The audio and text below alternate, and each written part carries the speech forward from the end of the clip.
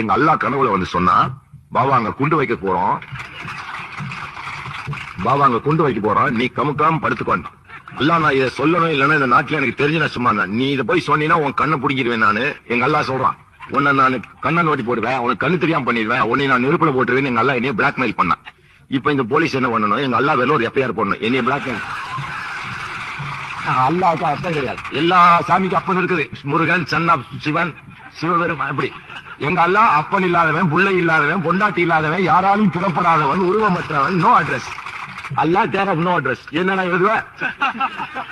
அப்ப கோர்ட்டுக்கு போச்சுன்னு வச்சுக்கோ, நாங்க என்ன சொல்லுவோம், ஏப்பா அல்லா கனால கண்டதெல்லாம் சொல்ற, நீ உனக்கு தெரியும், நீ சர்வதேச சதி கும்பல நீ சம்பந்தப்பட்டிருப்பேன். யோ, கண்ட வார்த்தையில எனக்கு சொல்லாது. எங்க அல்லா வந்தார், என்னை தட்டி எழுப்புறார். பழனி பாபா, பம்பாயில நம்ம மக்கள் எல்லாம் தாலி இருந்ததுக்கு சரியான பாடம் கத்து கொடுத்துட்ட, இது உனக்கு மாத்திரம் சொல்றேன், நீ படுத்துக்க, நீ எல்லாம் ரொம்ப கவலைப்பட்டுக்கிட்டு இருந்தேன். சரி, நான் படுத்துக்கிட்டேன். எல்லாம் இதை போய் நான் அரசாங்கத்துக்கு போன் பண்ணி சொல்லட்டா, 9 இடங்கள நீ சொன்ன இடம்லாம் சொன்னா நெருப்புல போட்டுருவேன், என்னை பிடிச்சி கொதிக்கிற எண்ணெயில போடுவீங்களா? எங்க அல்லா அதெல்லாம் செய்வான். எங்க அல்லா இன்டர்நேஷனல் சாமி, என்னும் செய்வான். நான் பார்த்தேன், எங்க அல்லாவுக்கு நான் பயந்துட்டேன், படுத்தேன். காத்தால குண்டு வெடிக்குது, நான் எங்க அல்லா சொன்ன அத்தனை இடத்துல வெடிச்சிருச்சு பார்த்தேன். இப்ப நான் வெளியே சொல்லலாம், அல்லா சொல்லியிருக்காரு 10 நாளைக்கு தானே சொல்ல போறான்னு இருக்காரு. வெள்ளிக்கிழமை முடிஞ்சு சொல்லிட்டாரு, வெள்ளிக்கிழமை முடிஞ்சு எல்லாத்தையும் சொல்லி போனேன், வெள்ளிக்கிழமை முந்தியும் சொல்லி போனேன், தூக்கத்துல எந்திரிச்சுட்டே நாளைக்கு வெடிக்குதுறான்ட்டு. அப்ப எங்க அல்லா இப்போ கோயில் கோர்ட்டுக்கு போகுது. போன உடனே எங்க நீ கேக்குறாரு, உங்க அல்லா சொன்னாரான்னு நீதிபதி, ஐயா நான் இதை நம்ப மாட்டேன் பாரு. ஏன் நம்ப மாட்டேன்?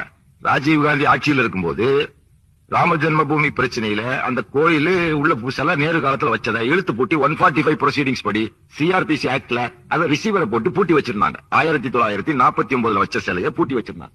85வது வருஷம் வரைக்கும் 36 வருஷம் பூட்டி வச்சிருந்த கோயில் பிரச்சனை இல்லாம இருந்துச்சு. ராம ஜென்மபூமிக்கு முதல் வித்துட்டவன் ஜவஹர்லால் நேரு, அப்ப கோவிந்த் பல்லவ் பந்துங்கிற சீஃப் மினிஸ்டர். அவன் காலத்துல உள்ள வச்சான். ஒரு டிசம்பர் மாசம் 25ஆம் தேதி வச்சானா, அன்னைக்கு பூட்டிட்டு வந்த கோயில பேசாம இருந்துச்சு. 30 வருஷமா சுப்ரீம் கோர்ட்ல கேஸ் நடந்துட்டு இருந்துச்சு. கேஸ் விசாரணை முடியறதுக்குள்ள ஒரு பாப்பா, யூஎம் பாண்டேன்னு ஒரு பாப்பான் போய் ஜே.கே. பாண்டேங்கிற ஒரு பாப்பா நீதிபதிட்ட, என்ன லோக்கல் கோர்ட்ல சுப்ரீம் கோர்ட்ல கேஸ் இருக்கும்போது, ஐயா நேற்று ராமன் வந்து என் கனவில் அழுதார், அவருக்கு பூஜை இல்லை என்று, பூஜை செய்ய அனுமதி வேணும், சாமி குற்றம் வந்துடக்கூடாது, தெய்வ தோஷம் நீங்குவதற்காக அந்த பூட்டை உடைத்து பூஜை செய்ய உனக்கு அனுமதி கொடுக்குறீங்க.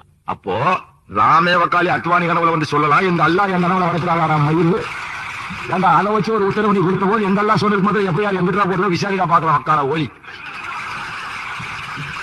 எனக்கு சத்துமா பம்பாயில குண்டு வச்சது தெரியும் தெரியும் தெரியும். இன்னும் எத்தனை இடத்துல வெளிச்சு போறது எங்க எல்லாம் அவன் சொல்லலாம். ஆனா நான் உனக்கு சொல்ல மாட்டேன். நீ மயிறு முடிஞ்சா கேஸ் இருக்கும்.